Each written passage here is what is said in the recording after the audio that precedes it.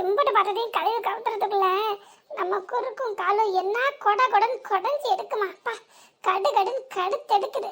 வலி தாங்கவே முடியல, நம்மளால நிற்கவும் முடியல, நடக்கவும் முடியல, மூச்சு வாங்குது.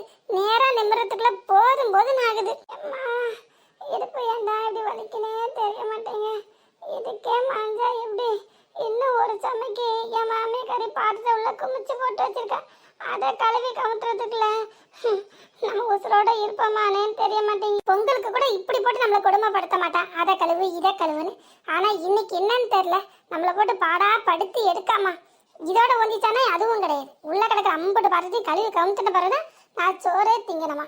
மாமியார்ல அதான் அதிகாரத்தை காட்டுறாங்க. கடவுளே, என்ன பிறவி வேணாலும் எடுக்கலாம், ஆனா இந்த மோசமான பொம்பளை பிறவி மட்டும் எடுக்கவே கூடாது. என்ன பாடுபடுத்தியல்லுமா நம்மளை போட்டு.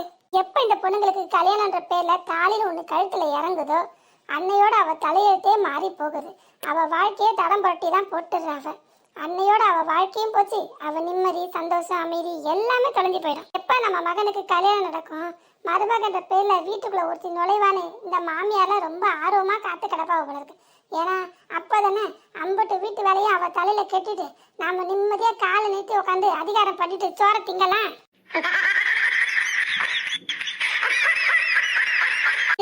எருமைக்கு பெருமைன்ற பேர்ல எம்மாடி இந்த குடும்பத்தை எனக்கு அடுத்தது நீதாம கட்டி காப்பாத்தணும். நம்ம குடும்ப கௌரவம், மரியாதை, அந்தஸ்து எல்லாம் உன் கையில தான் இருக்கு. எனக்கு அடுத்தது நீதாமா எல்லாத்தையும் பார்க்கணும். இந்த குடும்ப நிர்வாகம் முழுக்க உன் தலையில தான் எருமை அப்படின்ற பேர்ல எம்மா வீட்டு வேலை வாங்கறதுக்கு இம்புட்டு சாமர்த்தியமா நம்ம மாமியாருக்கு பேச தெரியுன்றது நம்மள மாதிரி ஆளுங்களை கேட்டாதான் தெரியும். எடுத்து நம்ம ஒரு வார்த்தை கேட்டோன்னா உடனே நட்டங்கட்டி ஆட ஆரம்பிச்சுவா நம்ம மாமியாக்கறி. தலை விரிச்சு போட்டுட்டு ஊரே ஒன்னா கூடி நிக்க ஓன்னு ஒப்பாரி வச்சுட்டு, என் மருமக மாதிரி கேவலமான பொண்ணை நான் பார்த்ததே இல்லை, என்னை போட்டு அடிக்கிறா, மிதிக்கிறா, துவைக்கிறா, காயப்படுத்துறா, குடும்பப்படுத்துறான்னு. எம்மாடி அம்மா, தேவையா இதெல்லாம் நமக்கு? மூச்சு விட கூட நமக்கு நேரம் இருக்க மாட்டேங்கி. இது புறாத்தையும் தூத்தி பெருக்கி எடுக்கணும், பிறகு துடைக்கணும், துணி அம்பட்டையும் தோச்சி காய போட்டு பிறகு அதை எடுத்து மடிச்சு வைக்கணும். அதுலயும் வேற என் இடத்துல வை, உன் இடத்துல வை, அங்க போட்டிருக்கா இங்க போட்டிருக்கான்னு ஒரு குறை பாட்டு வேற. அதுக்கு இடையில சமையல வேற ஒரு பக்கம் பார்க்கணும், சோறு பொங்கணும், குழம்பு வைக்கணும், கூட்டு வைக்கணும். இதுல ஒரு பொரியல் தான் வச்சேன்னு ஒரு நொட்டை சொல்லு வேற கேட்டுக்கணும். இதுல அவியல், பொரியல், பப்படம், பாயசம், எம்மாடி பத்தாறதுக்கு தொட்டுக்க ஊறுகாய் வேற. இம்புட்டு வேலை பார்த்தா கூட என் மாமியாருக்கு முகத்துல துளி கூட சிரிப்பே வராது. ஏதாவது குறைச்சல் இல்லாம வீட்டையே சுத்தி வருவா. ஒரு கல்யாண வீட்டுல கூட இத்தனை தினசா சமையல் பண்ணி போடுவாங்களா என்னன்னு தெரியாது. ஆனா நாம மட்டும் தப்பா இந்த ஊருக்கே பொங்கி போடுற மாதிரி அம்பட்டு தினசா செஞ்சு வைக்க வேண்டியதா இருக்கு ஒரு நாளைக்கு. அதுவும் இதுல இடையில 2 நேரம் காபி போட்டு தரணும். அதுலயும் அந்த 11 மணிக்கு போல என்னவோ சின்னாக்ஸ் பிரேக்கா. இதுக்கு ஏதாவது நொறுக்கு திணி செஞ்சு தர மாட்டாளன்னு நம்ம மாமியாக்கறி நம்ம முகத்தையே ஊத்து பார்த்துட்டு கடந்து உசுர வாங்குது. கல்யாணாக்கி வரதுல நமக்கு சந்தோஷம் இருக்கா இல்லையோ, இந்த மாமியாக்கறிகளுக்கெல்லாம் ரொம்ப கொண்டாட்டம். ஏன்னா நமக்கு வேலை பார்க்கறதுக்கு இலவசமா ஒரு அடிமை சிக்கிட்டுன்னு நமக்கு ஒரே திண்டாட்டம் தான். மூச்சு விட கூட நேரம் கிடைக்க மாட்டேங்குது நிம்மதியா. வீட்டுல வேற ஆளையில நம்ம ஒத்த பொம்பளை தானே, அது விதிவசம், வேற எதுவும் செய்ய முடியாது. ஆனா வயசு பிள்ளைன்னு ஒட்டி வீட்டுக்குள்ள உட்காந்து கிடக்கால, அவ கொஞ்சம் கூட மாட நமக்கு ஒத்தாசையா இருக்கலாம்ல. அந்த எண்ணம் அவளுக்கு தான் இல்ல. இந்த மாமியாக்காரையும் அவ கூட சேர்ந்துட்டு ஒத்து ஊதுறா. அவளாவது அவளுக்கு கொஞ்சம் புத்திமதி சொல்லி அனுப்பலாம்ல. அவதான் சோப்பலாங்கி கணக்கா தின்னுட்டு இருக்கிற இடத்த யாருக்கு கொடுக்கானே தட்டை தூக்கி எறிஞ்சிட்டு அந்த ஆளு குப்புற கடந்து உறங்குறா. இந்த மாமியாளுக்கு அறிவு எங்க போச்சு? அவளாச்சும் கொஞ்சம் எடுத்து சொல்லலாம்ல. அவ சொன்னாலும் இவ எங்கிட்ட இருந்து கேட்க போறா? இவதான் தான் சோறு தின்ன தட்டையே தூக்கி கொண்டு பாத்திரம் தொலைக்கிற இடத்துல கூட போட மாட்டா.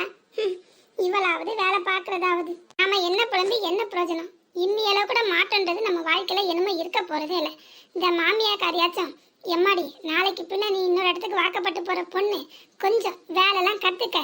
அங்க போய் நீ ஒரு வேலை கூட செய்ய தெரியலன்னு சொன்னா உன் மாமியாக்காரி உன்னை தாத்தா கிழிச்சு எடுத்து விடுவா. பத்தாதுக்கு எங்களையும் சேர்த்து கிழிச்சு தோரணமா தொங்க விட்டுருவா. என்னானி பிள்ளை வளர்த்து விட்டுருக்கா பாரு இந்த தாய்க்காரின்னு. உன்னோட சேர்ந்து நானும் கேவலப்படணும், அசிங்கப்படணும். இதெல்லாம் நமக்கு தேவையானு கொஞ்சம் அந்த பிள்ளைக்கு பக்குவமா எடுத்து சொல்லி தரலாம்ல. அப்படி தந்தாலும் அவன் நல்ல தாய்க்காரி. ஆனா இவன் ஏண்டி நீ வேலை பார்க்காத, இங்க உட்காரு அங்க உட்காரு, உன் மைனி அதிகாரம் பண்ணு, அவகிட்ட ஏதா இருந்தாலும் கேளு, அவ செஞ்சு தருவான்னு சொல்லி கொடுக்குற. அப்புறம் இவ்வளவு மாதிரி மோசமான தாயை எங்கிட்டு நான் பார்க்க? இந்த மாதிரி ஒரு மோசமான மாமியாக்காரி நினைச்சான்னா பிறகு அவ எங்கிட்ட இருந்து நம்மள மதிக்க போறா? அதான் நாத்தனாக்காரி நம்மள தூக்கி போட்டு மிதிக்கா. நம்ம கிட்ட வந்து சரிக்கு சம வாய் அடிச்சுக்கிட்டு சண்டை போட்டுக்கிட்டு இல்லாத ஊர் கதையெல்லாம் பேசிக்கிட்டு இல்லாத ஊரம்பெல்லாம் விலை கொடுத்து வாங்கிக்கிட்டு ஒரு பொட்டை பிள்ளை அதுவும் நம்ம கிட்ட இப்படி இருந்தா குடும்பம் நல்லா விளங்கிடும். இதே நமக்கு கை கொத்தாச இருந்துக்கிட்டு கூட மாட நடமாடி வேலைலாம் பார்த்துக்கிட்டு வீட்டு வேலை அம்பட்டும் படிச்சுக்கிட்டு அவளும் செஞ்சு பார்த்தாள்னா அப்போ நல்லா இருக்கும். ஆனா இதை நம்ம எடுத்து சொன்னோம்னா மைனிக்காரின்ற உரிமையில உடனே நம்ம முதுகுக்கு மேல பொல்லாதவன் முத்திர குத்திடுவாங்க. தானும் கெட்டுக்கிட்டு மத்தவங்களையும் கெடுப்பாவன் பவல அது அவதான். அதுக்கு தாயும் ஒத்து உதுற பிறகு எங்கிட்டு விளங்கும். நல்ல தாய்க்கறி நல்ல மொவக்கறி என்ன போறாளோப்பா. நமக்கு என்னப்பா வந்துச்சு? எதுக்கு நல்லது சொல்லிட்டு பொல்லாதுன்னு பேரை வாங்கிக்கிட்டு நம்ம வேலை என்னவோ அதை மட்டும் நம்ம பார்த்துட்டு போறதான் நமக்கு நல்லது. ஆனாலும் இந்த மோசமான மாமியாரை பார்த்த பிறகுதான் என்ன மாதிரி ஆளுங்களுக்கெல்லாம் புத்தி வருது. நாளைக்கு நம்ம பிள்ளைங்களெல்லாம் நம்ம இந்த மாதிரி வளர்க்க கூடாது. சின்ன வயசுல இருந்தே ஒவ்வொரு வீட்டு வேலையா சொல்லி பழக்கி கொடுத்துதான் வளர்க்கணும். அப்பதான் போற இடத்துல அவங்க கஷ்டப்படாம நல்லா இருப்பாளுங்க. முதல்ல கல்யாணம் ஆகிறதுல 2ஆம் பட்சம் தான். அதுக்கு முன்னாடி ஒரு படிப்பு விஷயமாவோ இல்ல ஒரு வேலை விஷயமாவோ வெளியூருக்கெல்லாம் போக அங்க தங்குற மாதிரி சூழ்நிலை வந்துச்சுன்னா இந்த மாதிரி வீட்டு வேலை அம்பிட்டு அவளுக்கு படிச்சு வச்சிருந்தாங்கன்னா அதுவே அவங்களுக்கு கை கொடுத்து உதவும்ல. அடுத்தால நம்பி இருக்க வேண்டாம், இன்னொருத்தங்க ஏதாவது செய்வாங்களான்னு எதிர்பார்க்க வேண்டாம். இல்லாட்டி பிறகு ஹோட்டல்ல தான் திங்கணும். ஹோட்டல்ல ருசியை கூட்டன்றதுக்காக கண்டது கறியதை போட்டு கிண்டி பறக்கி தான் எடுத்து தராங்க. அதை தின்ன பிறகு வயிற்று வலி, வாய் வலி, வாந்தி, அப்புறம் அல்சரு, அது இதுன்னு வாயில நுழையாத நோய் பேரெல்லாம் சொல்லி அடுக்கிக்கிட்டே போறாங்க. இதெல்லாம் தேவையா? என்னத்துக்கு காசை கொடுக்கணும், வயிறை கெடுக்கணும்? இதுல கொடுமையில கொடுமை கால கொடுமைன்ற மாதிரி என் நாத்தனாக்காரிக்கு ஒரு சுடு தண்ணி வைக்க கூட ஏன் அடுப்பு எந்த தசை பக்கம் இருக்குன்னு கூட அவளுக்கு தெரியாதுன்னா பாத்துக்கிடுங்களேன்.